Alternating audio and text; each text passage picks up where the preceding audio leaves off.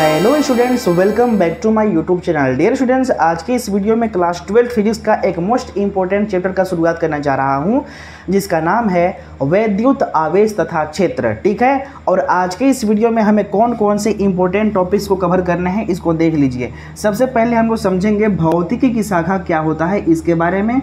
फिर हम समझेंगे आवेश के बारे में, आप इसको वैद्युत आवेश भी कह सकते हैं। साथ ही साथ हम समझेंगे आवेश के गुण क्या होते हैं, इसके बारे में। फिर हम समझेंगे आवेश संरक्षण का नियम क्या होता है, इसके बारे में। फिर हम समझेंगे मूल आवेश क्या होता है, इसके बारे में। और साथ ही साथ समझेंगे आवेश का क्वांटीकरण क्या होता है, इस बारे में। ठीक है, आपको बता दूं कि ये सभी टॉपिक आपके बोर्ड एग्जाम के दृष्टिकोण से बहुत ही ज़्यादा इंपॉर्टेंट है। और वैसे भी ये जो चैप्टर है वैद्युत आवेश तथा क्षेत्र, इसका ये बेसिक पॉइंट है और जान है। ठीक है, तो चलो हम वीडियो को बिना देरी के स्टार्ट करते हैं। इसके साथ ही साथ समझते हैं हम भौतिकी की शाखा क्या होती है, इसके बारे में। ठीक है, तो सबसे पहले आप पेन और कॉपी निकाल लीजिए। इसके बाद में लिखते हुए और समझते हुए चलेंगे, ताकि आपका एक बेहतरीन नोट्स भी बनकर तैयार हो जाएगा। तो सबसे पहला टॉपिक डालिए, हेडिंग भौतिकी की शाखा। क्या चीज़? भौतिकी की शाखा। ठीक है, बिना देरी के स्टार्ट करते हैं। तो समझने का प्रयास कीजिएगा कि भौतिकी की जो शाखा होती है, यानी ब्रांच ऑफ फिजिक्स, ये मुख्य रूप से दो होते हैं। समझने का प्रयास कीजिएगा। भौतिकी की मुख्य रूप से केवल दो ही ब्रांच होते हैं, दो ही शाखा होता है। पहला होता है स्थिर वैद्युतिकी। क्या होता है? स्थिर वैद्युतिकी। ठीक है, इसको हम बोलते हैं इलेक्ट्रोस्टैटिक्स। इलेक्ट्रोस्टैटिक्स। कहीं समस्या आएगा तो हमें बताइएगा। सेकेंड है गति वैद्युतिकी।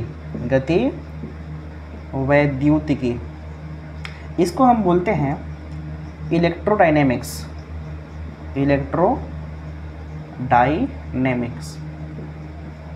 ठीक है, तो फिलहाल हम समझते हैं कि जो स्थिर वैद्युतिकी है, इसको डिफाइन कैसे करेंगे, इसको परिभाषित हम कैसे करेंगे। ठीक है, तो ध्यान से समझिएगा। हम इसको ऐसे परिभाषित करेंगे कि स्थिर वैद्युतिकी जो है भौतिक विज्ञान की एक ऐसी शाखा है, या भौतिकी की ऐसी शाखा है, जिसके अंतर्गत स्थिर आवेश के प्रभाव और अभिलक्षणों का अध्ययन की जाती है। इसका मतलब ये हुआ कि इसमें हम ऐसे आवेश के बारे में स्टडी करेंगे जो स्थिर अवस्था में होगा, गतिशील अवस्था में नहीं होगा। यानी मान लो कि एक आवेश यहाँ पे रखा हुआ है, दूसरा आवेश यहाँ पे रखा हुआ है, फिर हम देखेंगे इसके बीच में कुछ बल लग रहे हैं कि नहीं, आकर्षण या प्रतिकर्षण। समझे कि नहीं समझे? कहने का मतलब है कि इसमें, यानी कि जो स्थिर वैद्युतिकी है, इसमें हम स्थिर आवेश के बारे में स्टडी करेंगे। लेकिन जो गति वैद्युतिकी है, इसमें हम गतिशील आवेश के बारे में स्टडी करेंगे। क्या चीज़? गतिशील आवेश के बारे में स्टडी करेंगे, लेकिन इसमें केवल स्थिर आवेश के बारे में स्टडी करेंगे। ठीक है, तो इसमें हम थोड़ा सा लिख दे रहे हैं जो आपको जानना चाहिए। ठीक है, लिखेंगे कि इसके अंतर्गत, किसके अंतर्गत बाबू? तो स्थिर वैद्युतिकी के अंतर्गत, इसके अंतर्गत स्थिर आवेश, समझिएगा, स्थिर आवेश के प्रभाव, स्थिर आवेश के प्रभाव तथा अभिलक्षणों का अध्ययन किया जाता है। अभिलक्षणों का अध्ययन किया जाता है। अध्ययन किया जाता है। ठीक है, यानी इसमें जो आवेश होगा स्थिर होगा, और उसी के बारे में हम चर्चा करेंगे। ओके, और जो सेकेंड है इसमें गति वैद्युतिकी, इसमें हम कैसे बोलेंगे? हम ऐसा लिखेंगे कि इसके अंतर्गत, यानी किसके अंतर्गत? गति वैद्युतिकी के अंतर्गत। इसके अंतर्गत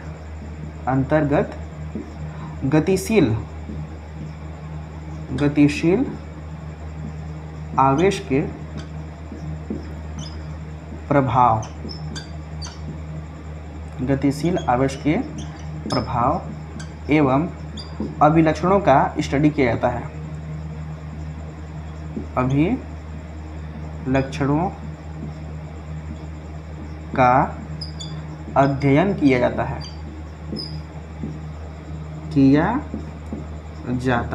ठीक है, मुझे लगता है कि इसमें आपको समस्या नहीं आना चाहिए ना। अगर आपसे कोई पूछता है कि भौतिकी की कितनी शाखा होती हैं, तो मेन 2 ठो होता है, और पहला क्या होता है स्थिर वैद्युतिकी, और सेकंड क्या होता है गति वैद्युतिकी, ठीक है, इलेक्ट्रोस्टैटिक्स एंड इलेक्ट्रोडायनेमिक्स। और डायनेमिक्स का मतलब होता है घूमना या गतिशील।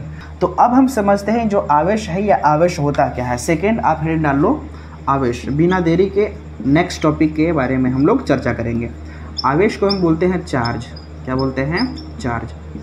ध्यान से समझना, ये जो टॉपिक है बहुत ही ज़्यादा इम्पोर्टेंट है। इसको हम डिफाइन कैसे करेंगे, इसके बारे में आप ऐसे बोलेंगे कि आवेश किसी वस्तु का आंतरिक गुण होता है। सबसे पहले आप यही बोलेंगे ना कि आवेश जो होता है किसी वस्तु का आंतरिक गुण होता है, चाहे वस्तु कोई भी हो। एक वस्तु ये भी है तो इसका भी आंतरिक गुण है।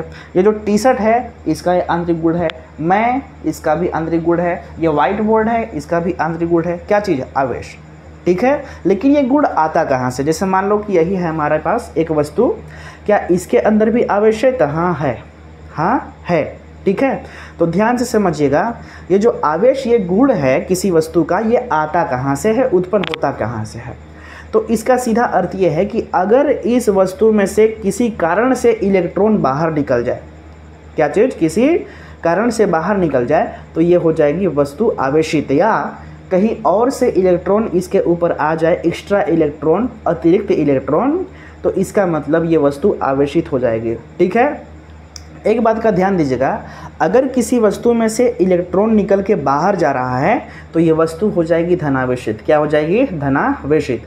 लेकिन अगर एक्स्ट्रा इलेक्ट्रॉन, अतिरिक्त इलेक्ट्रॉन कहीं से आता है इसके ऊपर, ठीक है, तो ये हो गया कर्जदार, क्योंकि एक्स्ट्रा इलेक्ट्रॉन कहीं से लेकर के अपने पास रखा हुआ है। तो कर्जदार के पास ऋण आवेश आता है, ऋण का चिन्ह आता है, इसका मतलब हो जाएगा कि ये ऋण आवेशित हो जाएगी। क्या चीज़? ऋण आवेशित। तो किसी वस्तु से अगर इलेक्ट्रॉन निकल के बाहर जा रहा है तो इसका मतलब ये धनावेशित होगी, और अगर कहीं और से इलेक्ट्रॉन किसी वस्तु के पास आ रहा है तो इसका मतलब है कि वस्तु ऋण आवेशित हो जाएगी, ठीक है। इसका मतलब कि कोई भी वस्तु है उसमें से अगर इलेक्ट्रॉन की कमी हो जा रहा है या इलेक्ट्रॉन की अधिकता हो जा रहा है, तो इसी कारण से ये गुण उत्पन्न होता है वैद्युत आवेश का या आवेश का, ठीक है। तो इसको हम डेफिनेशन जो किए हुए हैं इसका हम डेफिनेशन लिख दे रहे हैं, ठीक है। तो यहाँ पे लिखूँगा कि आवेश, आवेश वस्तु का, किसका? वस्तु का आंतरिक गुण होता है। कौन सा गुण? आंतरिक, ऐसे लिखता हूँ, आंतरिक गुण होता है, गुण होता है जो इलेक्ट्रॉन की कमी, इलेक्ट्रॉन की कमी या इलेक्ट्रॉन की अधिकता, क्या चीज? अधिकता से उत्पन्न होता है, से उत्पन्न होता है, ठीक है। ये तो रहा जो डेफिनेशन, ये दरअसल हर कोई जानता है, लेकिन एक स्टैंडर्ड डेफिनेशन आपको बताने वाले हैं। जैसे मान लो कि ये आवेशित वस्तु है, ठीक है, और हम जानना चाहते हैं कि ये आवेशित वस्तु है कि नहीं, तो उसके लिए हम कुछ ट्राई कर सकते हैं। क्या ट्राई कर सकते हैं? जैसे मान लो कि हमारे पास एक तार है, क्या है?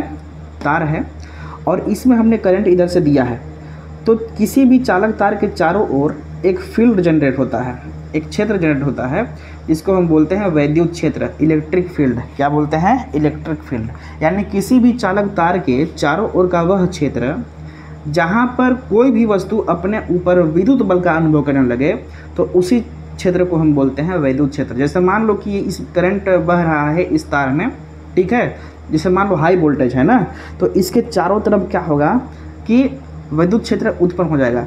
आप मान लो कि इतना दूर भी उंगली रखते हैं, इतना दूर भी इस तार से, तो हो सकता है कि आपको करंट लग जाए, तो इसका मतलब कि ये वो क्षेत्र है यहाँ तक की दूरी, ठीक है, उसको भी हम बोलेंगे वैद्युत क्षेत्र, ठीक है। तो उसी तरह से होता है चुंबकीय क्षेत्र। जैसे मान लो कि चुंबक है ये, इसमें 2 पोल होते हैं, नॉर्थ एंड साउथ। तो किसी भी चुंबक के चारों ओर का वह क्षेत्र, या अगर चुंबक है तो इसके चारों ओर एक क्षेत्र होगा ना, तो ऐसा बोलेंगे किसी भी चुंबक के चारों ओर का वह क्षेत्र जहाँ पर रखे कोई लौह पदार्थ, लौह मतलब लोहे से बनी कोई वस्तु ना, या कोई वस्तु अपने ऊपर अगर चुंबकीय बल का अनुभव कर रहा है, अपने ऊपर यदि चुंबकीय बल का अनुभव कर रहा है, तो इसका मतलब है कि ये जो क्षेत्र है इसको हम बोलेंगे चुंबकीय क्षेत्र ना। तो हम इसके लिए कैसे कहेंगे भाई, तो हम इसमें ऐसे बोलेंगे दूसरे तरीके से कि आवेश वस्तु का आंतरिक गुण होता है। पहली बात ये बोलेंगे कि आवेश वस्तु का आंतरिक गुण होता है। इसके बाद बोलेंगे कि यदि आवेशित वस्तु को वैद्युत क्षेत्र में लाया जाता है तो अपने ऊपर वैद्युत बल का अनुभव करता है, तथा चुंबकीय क्षेत्र में लाया जाता है तो अपने ऊपर चुंबकीय बल का अनुभव करता है। ठीक है, जैसे मान लो कि हमारे पास यही वस्तु है, यदि हम इस वस्तु को आवेशित कर दें, इसका मतलब इसमें से या तो फिर इलेक्ट्रॉन बाहर गया है या अतिरिक्त इलेक्ट्रॉन इस पर आया हुआ है, तो इसके ऊपर क्या हो गया है कि आवेश उत्पन्न हो गया है ना। तो अगर इस आवेशित वस्तु को हम वैद्युत क्षेत्र में लाते हैं तो अपने ऊपर ये वैद्युत बल का अनुभव करेगा।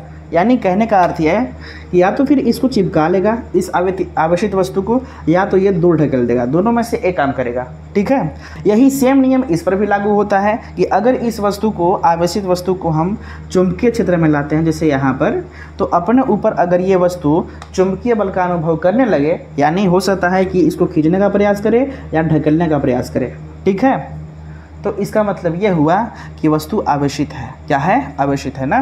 तो इसको हम डिफाइन कैसे करेंगे समझिएगा। इसको हम अथवा करके डिफिनेशन लिखते हैं। अथवा, सबसे पहली बात आप ऐसा लिखेंगे कि आवेश वस्तु का आंतरिक गुण है। आवेश वस्तु का क्या है? आंतरिक गुण है।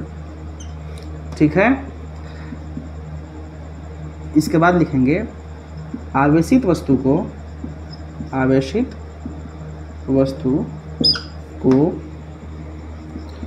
जब वैद्युत क्षेत्र में लाया जाता है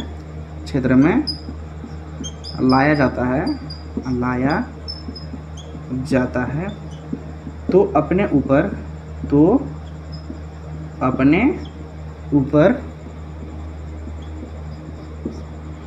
वैद्युत बल तथा चुंबकीय क्षेत्र में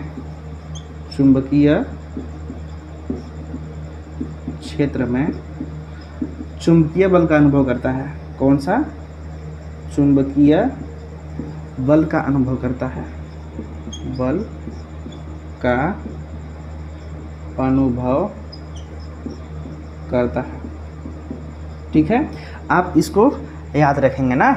जो आवेशित वस्तु होती है, अगर हम उसे वैद्युत क्षेत्र में लाते हैं तो अपने ऊपर वैद्युत बल का अनुभव करेगा, और अगर चुंबकीय क्षेत्र में लाएंगे तो अपने ऊपर चुंबकीय बल का अनुभव करेगा। ठीक है, अगर इतनी बातें आप समझ चुके तो जल्दी से आप इसका स्क्रीनशॉट लीजिए, फिर हम समझेंगे आवेश के गुण।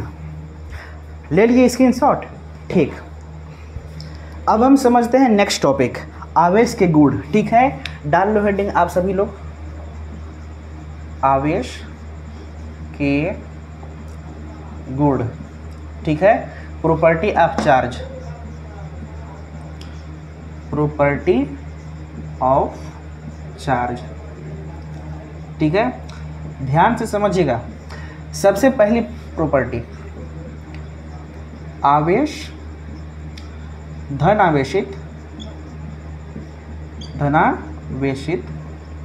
या ऋण आवेशित हो सकता है। ऋणावेशित हो सकता है, जैसा कि आप जान रहे हैं ना। आवेश, ध्यान देना, आवेश जो है पॉजिटिव भी हो सकता है या फिर नेगेटिव भी हो सकता है, जैसा कि आप जानते आ रहे हैं ना। सेकेंड आप प्रॉपर्टी लिखेंगे इसका, क्या चीज़, कि यदि किसी वस्तु से इलेक्ट्रॉन निकल जाए, यदि किसी वस्तु से इलेक्ट्रॉन की कमी हो जाए तो वस्तु धनावेशित हो जाता है। कैसा? धनावेशित, जैसा कि अभी कुछ देर पहले मैंने आपको बताया था। तो वस्तु धनावेशित हो जाता है।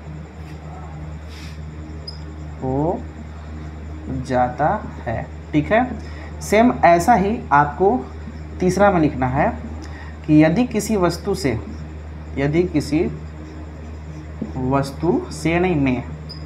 वस्तु में इलेक्ट्रॉन की अधिकता हो जाए, अधिकता हो जाए, इसका मतलब कि एक्स्ट्रा इलेक्ट्रॉन आ जाए तो वस्तु ऋण आवेशित हो जाती है, तो वस्तु ऋण आवेशित हो जाती है, ऋणावेशित हो जाती है। ठीक है, ये बहुत ही इम्पोर्टेंट प्रॉपर्टी है। अब समझिए चौथा, इसमें आप लिखेंगे कि समान आवेश एक दूसरे को प्रतिकर्षित करते हैं, समान आवेश एक दूसरे को प्रतिकर्षित करते हैं। कैसा करते हैं? प्रतिकर्षित करते हैं। ठीक है, और अगला विपरीत आवेश। विपरीत मतलब होता है अलग अलग ना। विपरीत आवेश एक दूसरे को आकर्षित करते हैं। क्या?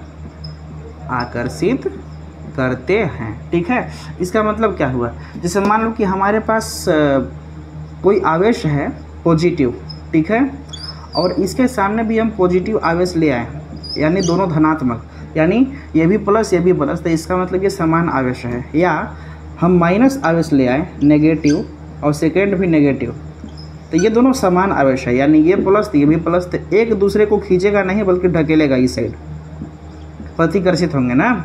वैसे ही माइनस के सामने माइनस लाएंगे तो ये एक दूसरे को ढकेलेंगे। लेकिन हम गलती से पॉजिटिव पहले और नेगेटिव इसके संपर्क में लाएं तो दोनों अलग अलग हैं, यानी विपरीत हैं, तो इसका मतलब ये हुआ दोनों आकर्षित करेंगे, एक दूसरे को खींच लेंगे। या पहले मैं नेगेटिव लाऊं, इसके बाद में पॉजिटिव आवेश चार्ज, तो ये दोनों भी एक दूसरे को खींचेंगे क्योंकि ये अलग अलग आवेश हैं, यानी विपरीत आवेश हैं। समझे कि नहीं समझे? ये बहुत ही इम्पोर्टेंट प्रॉपर्टी है। इसके बाद समझो, आवेश एक अदिश राशि है। कैसी राशि है? अदिश राशि है। ठीक है, अगला समझो, आवेश को Q से प्रदर्शित करते हैं। Q से प्रदर्शित करते हैं। अगला समझो, आवेश का मात्रक किसका? आवेश का मात्रक कूलाम होता है। क्या होता है बाबू? कूलाम होता है। समझे कि नहीं समझे? और समझो नेक्स्ट, आवेश की विमा AT होता है। क्या होता है? AT होता है। अब ये AT कैसे हुआ तो समझिएगा, हम लोग जानते हैं Q = I × T, तो अगर हम Q की विमा निकालेंगे तो इसका मतलब I की विमा होना चाहिए और T का। यहाँ पर I क्या है? विद्युत धारा, और T क्या है? समय। तो A को एम्पियर से दिखाते हैं ना, तो A हुआ और समय को T से। ठीक है, तो AT इसका विमा हो गया। किसका? Q का। तो इसीलिए AT विमा है आवेश का। और समझिए, जो ये 7वां हुआ, 8वां समझिए, एक इलेक्ट्रॉन पे आवेश ना, एक इलेक्ट्रॉन पर आवेश कितना होता है आपको पता होना चाहिए, -1.6 × 10⁻⁻19 कूलाम। कितना होता है बाबू? तो -1.6 × 10⁻⁻19 कूलाम। ठीक है, तो यदि आपसे कोई पूछता है प्रॉपर्टी ऑफ चार्ज यानी आवेश से गुण बताओ, तो सबसे पहला बताना है कि आवेश धनावेशित या ऋणावेशित हो सकता है, यानी आवेश पॉजिटिव नेगेटिव दोनों में से कोई भी हो सकता है। सेकेंड है कि यदि किसी वस्तु से इलेक्ट्रॉन की कमी हो जाता है तो वस्तु धनावेशित हो जाती है, ठीक है। अगला क्या है कि अगर किसी वस्तु पर एक्स्ट्रा इलेक्ट्रॉन आ जाए तो जो वस्तु है ऋणावेशित हो जाती है। नेक्स्ट हमने बताया है कि समान आवेश जो होते हैं, सेम चार्ज, एक दूसरे को प्रतिकर्षित करते हैं, लेकिन जो विपरीत आवेश होते हैं एक दूसरे को क्या करते हैं, आकर्षित करते हैं, जैसा कि हमने यहाँ पे समझाया है। इसके बाद में हम बताए हैं कि आवेश एक अदिश राशि है। कौन सा राशि है? अदिश राशि है। आवेश को हम क्यू से दिखाते हैं। आवेश का मात्रा कूलाम होता है। आवेश की विमा 80 होता है। साथ ही साथ हमने बताया है कि एक इलेक्ट्रॉन पे आवेश होता है -1.6 × 10⁻⁻19 कूलाम, ठीक है। तो यही है बेसिक आवेश के गुण, ठीक है। तो आप जल्दी से इसका स्क्रीनशॉट लीजिए, फिर हम आगे समझते हैं नेक्स्ट टॉपिक, आवेश संरक्षण का नियम। ले लिए स्क्रीनशॉट, ठीक। तो अब समझिए आवेश संरक्षण के नियम। क्या समझिए? आवेश संरक्षण का नियम ये होता क्या है। तो सबसे पहले आप डाल लो हेडिंग आवेश संरक्षण का नियम। तो इसमें आपको ऐसा बोलना है कि आवेश को हम न तो कभी उत्पन्न कर सकते हैं और ना ही नष्ट कर सकते हैं। इसे केवल एक रूप से दूसरे रूप में परिवर्तित किया जा सकता है या स्थानांतरित किया जा सकता है, ठीक है। तो आप डाल लो हेडिंग आवेश संरक्षण का नियम। आवेश संरक्षण का नियम, ठीक है। इसमें आपको लिखना है, क्या लिखना है? आवेश को न तो उत्पन्न किया जा सकता है, उत्पन्न किया जा सकता है, और न तो आवेश को नष्ट किया जा सकता है। आवेश को नष्ट किया जा सकता है।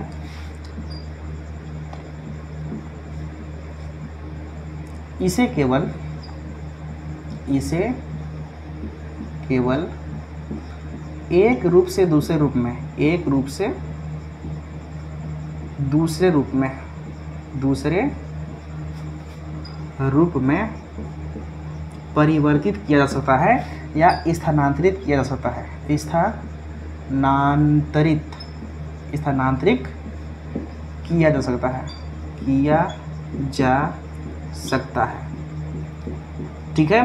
तो ये इम्पोर्टेंट नियम है ना। तो यदि आपसे कोई पूछता है कि आवेश संरक्षण का नियम क्या है, तो आपको सीधा बताना है कि आवेश को ना तो कभी हम उत्पन्न कर सकते हैं और ना ही इसे नष्ट कर सकते हैं। इसे केवल एक रूप से दूसरे रूप में स्थानांतरित कर सकते हैं। समझे कि नहीं? यही है आवेश संरक्षण का नियम। जैसे मान लेते हैं, आप समझने का प्रयास कीजिएगा। यहाँ पे मान लो सन है, क्या है? सन, सूर्य, और इससे एक लाइट निकलता है जिसको हम बोलते हैं सनलाइट। क्या बोलेंगे? सनलाइट। अब समझने का प्रयास कीजिए। यहाँ पे लगा हुआ है सोलर पैनल। क्या लगा हुआ है? सोलर पैनल, ठीक है। अब सोलर पैनल से एक तार निकला हुआ है जो कि बैटरी में कनेक्टेड है। किसमें? बैटरी में कनेक्टेड है। और हम चाह रहे हैं बैटरी से एनर्जी को ले करके मोबाइल चार्ज करना। तो मोबाइल के लिए हम क्या लगाएंगे? एक चार्जर लगाएंगे, ठीक है। चार्जर में एक क्या रहेंगे? केबल रहेगा, और यहाँ पे फ़ोन रहेगा। क्या रहेगा? फ़ोन। तो समझने का प्रयास कीजिए कि जब सूर्य के प्रकाश निकला तो सूर्य के प्रकाश को हम बोलेंगे लाइट एनर्जी के रूप में आया। कौन सा? लाइट एनर्जी के रूप में। कौन सा? लाइट एनर्जी, यानी प्रकाश ऊर्जा के रूप में यहाँ से सूरज का प्रकाश आ रहा था। लेकिन जो सोलर पैनल है इसको कन्वर्ट कर दिया। क्या? लाइट एनर्जी को कन्वर्ट कर दिया इलेक्ट्रिकल एनर्जी में। इलेक्ट्रिकल एनर्जी में, समझिएगा मैं क्या बोल रहा हूँ ना। इलेक्ट्रिकल एनर्जी का मतलब होता है विद्युत ऊर्जा। कौन सा? विद्युत ऊर्जा, ठीक है। यानी जो सोलर पैनल है कन्वर्ट कर दिया लाइट एनर्जी को इलेक्ट्रिकल एनर्जी में, यानी कि प्रकाश ऊर्जा को विद्युत ऊर्जा में, ठीक है। अगला क्या हुआ कि जैसे ही इस तार को हमने बैटरी से कनेक्ट किया तो इस इलेक्ट्रिकल एनर्जी को इसने अपने अंदर स्टोर कर लिया। किस रूप में? तो रासायनिक ऊर्जा के रूप में, यानी कि केमिकल एनर्जी के रूप में। कौन सा? केमिकल एनर्जी के रूप में, ठीक है। कौन? बैटरी संचित कर लिया अपने अंदर रासायनिक ऊर्जा के रूप में। लेकिन हम चाह रहे थे कि चलो भाई हम अपने फ़ोन को चार्ज करें, तो फिर हमने क्या किया कि बैटरी से एनर्जी लिया और यहाँ पे चार्जर को हमने कनेक्ट कर दिया।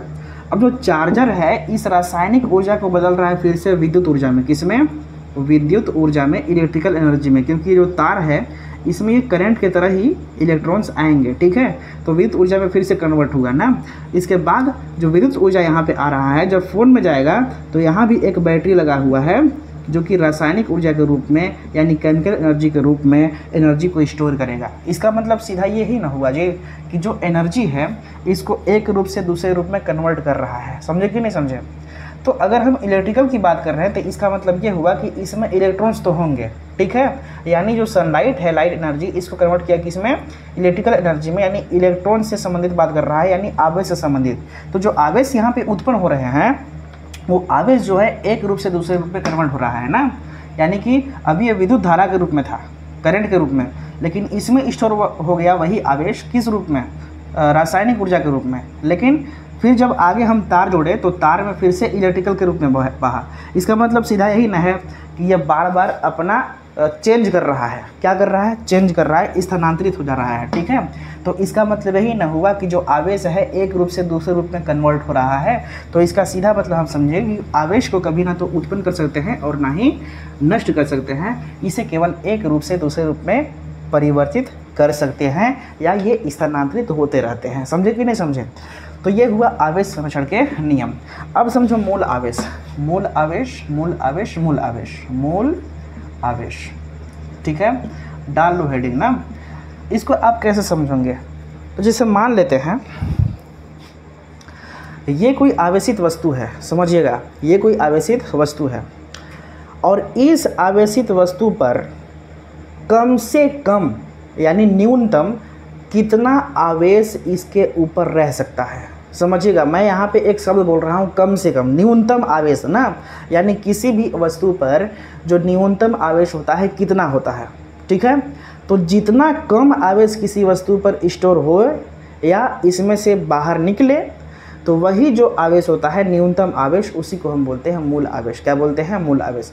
तो जैसे मान लेते हैं, मैं कहना चाहूँगा कि इसमें से एक इलेक्ट्रॉन बाहर निकल गया, क्या, एक इलेक्ट्रॉन बाहर निकल गया। तो आप ये बताइए कि एक इलेक्ट्रॉन पे कितना आवेश होता है, क्योंकि किसी वस्तु पर इलेक्ट्रॉन अगर इकट्ठा हो रहा है या इलेक्ट्रॉन बाहर जा रहा है तो अपनी संख्या को बढ़ाते हुए जाएंगे। कहने का मतलब या तो एक इलेक्ट्रॉन निकलेगा बाहर, या दो इलेक्ट्रॉन निकलेगा, या तीन, या चार, पाँच, छः, ऐसे, या कहीं और से आ रहा है तो एक आएगा या दो आएगा या तीन आएगा, इस तरह से।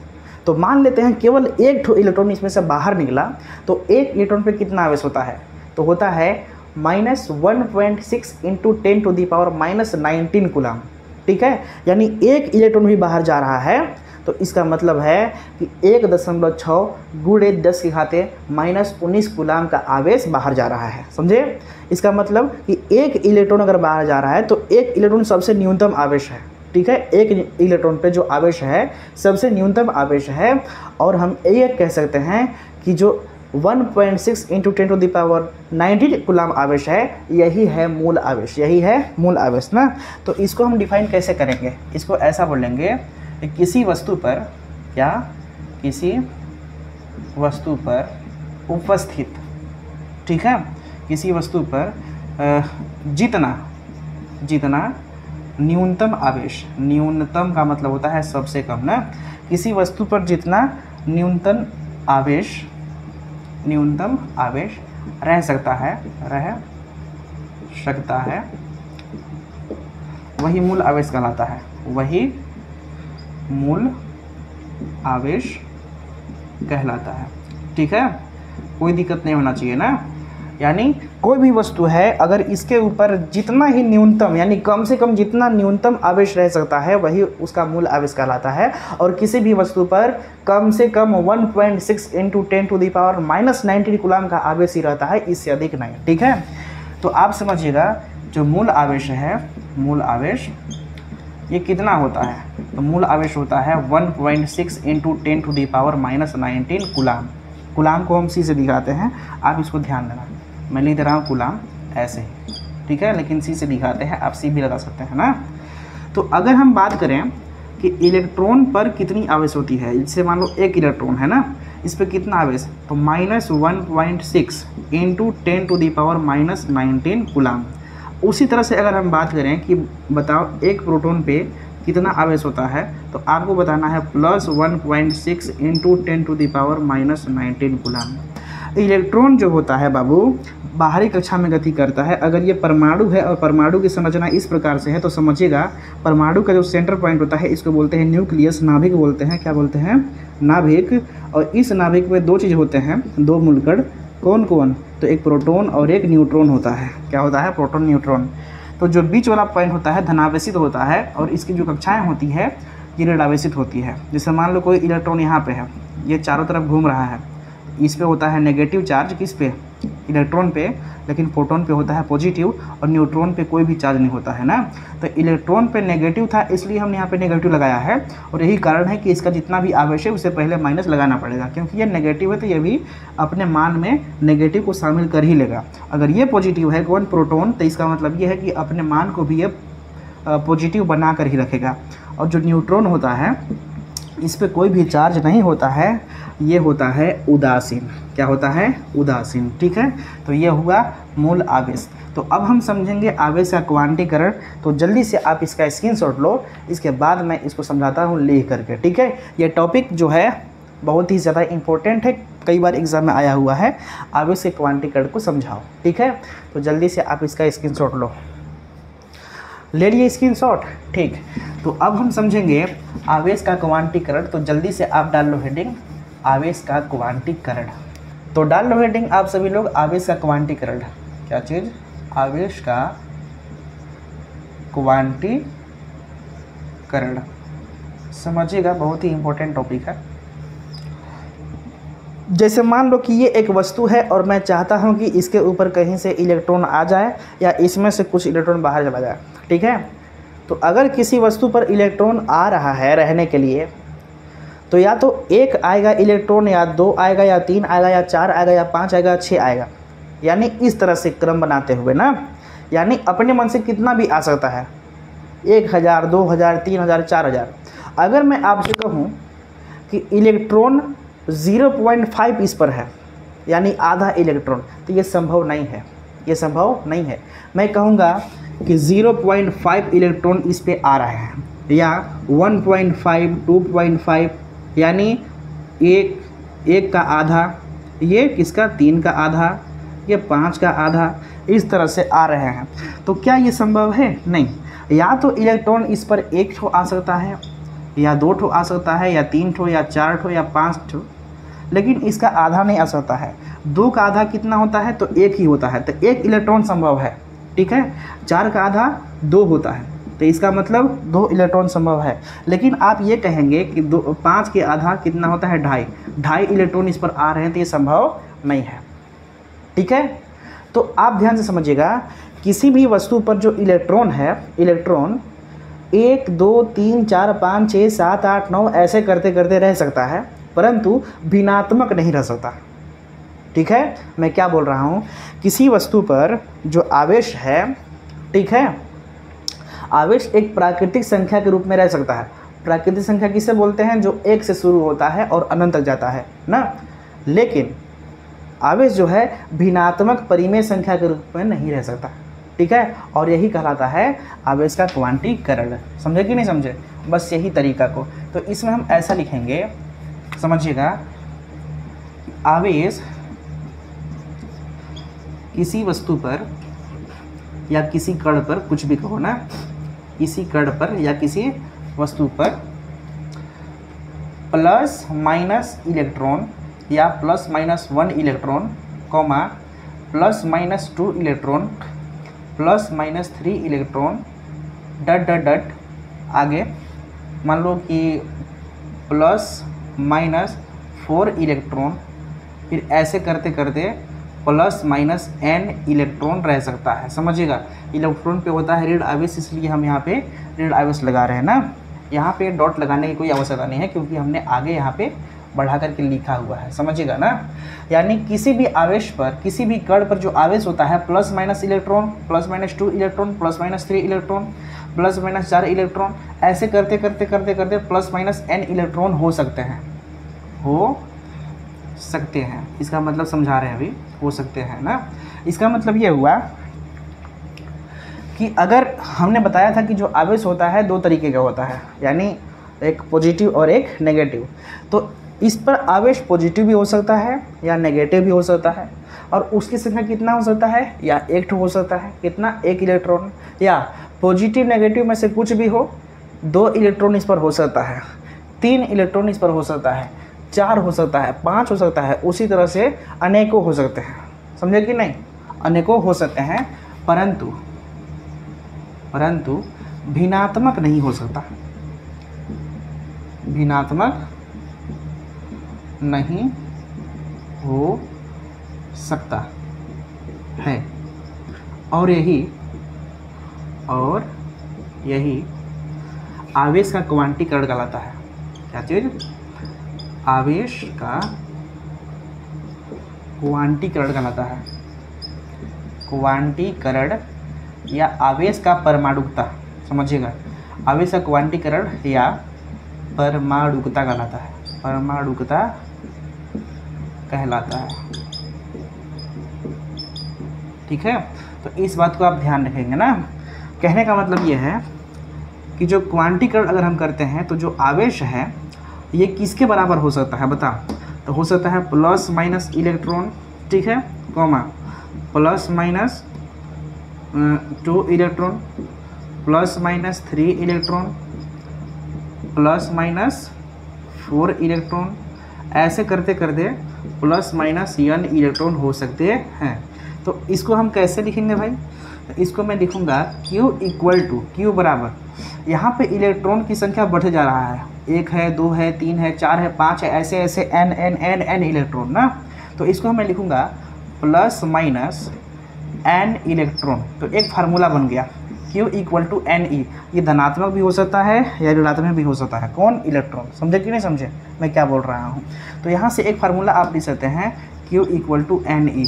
आप जानते ही हैं प्लस माइनस का मतलब यही संकेत कर रहा है कि जो इलेक्ट्रॉन है या पॉजिटिव भी हो सकता है या नेगेटिव भी हो सकता है ना। या Q इक्वल टू NE लिखो या Q equal two plus minus NE। लेकिन जो ये आवेश है किसके बराबर नहीं हो सकता है, समझिएगा, जो Q है इज़ नॉट इक्वल टू किसके बराबर नहीं हो सकता है, तो प्लस माइनस 1 इलेक्ट्रॉन बटे 2, ये भिन्नात्मक नहीं हो सकता है, comma plus minus 3 electron by 2, comma plus minus 5 electron by 2। यहाँ पर मैं 2 क्यों नहीं लिखा कि अगर 2 इलेक्ट्रॉन लिखते तो इस 2 से ये 2 कट जाता तो 1 इलेक्ट्रॉन बच जाता, जो कि संभव है। ठीक है, तो इस तरह से जो आगे है ये क्वांटीकरण के इक्वल नहीं है। ठीक है, तो क्वांटीकरण जो है इस रूप में होता है, आवेश का क्वांटीकरण इस रूप का नहीं। ठीक है, तो आज का जो टॉपिक है कौन कौन, भौतिक की शाखा, आवेश, आवेश से गुण, आवेश संरक्षण का नियम, मूल आवेश और आवेश का क्वांटीकरण।